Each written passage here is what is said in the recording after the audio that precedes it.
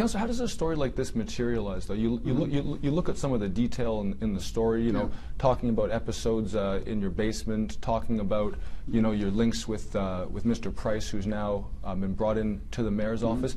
How does this story materialize? After 2 years, you can call 200 people. I bet if I called 200 of your friends, I'll find 10 people that disagreed with Jamie, and I'll guarantee it.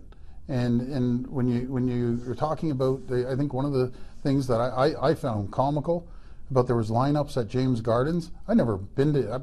I was there when I was younger, and I'd go for a jog, but I never went down to James Gardens. I've never been down to James Gardens on their so-called drive-through drugstore. Bring these uncollaborated witnesses forward. These unnamed sources. Can you say the words definitively? I've never dealt hash. I've never dealt hash, ever. Never. Zero. Simple. Like I've said it 3 times. You want me to say it a different way? No. I'll say it any which way you want. You know something? I'll let the people decide.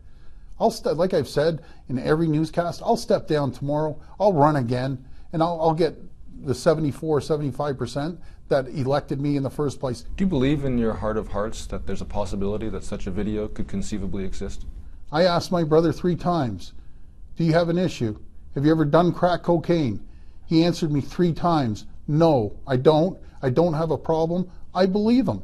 I can't ask him any more times, Jamie. Does your brother have any, I'm not talking about crack cocaine, does he have any issues with any vices that are deterring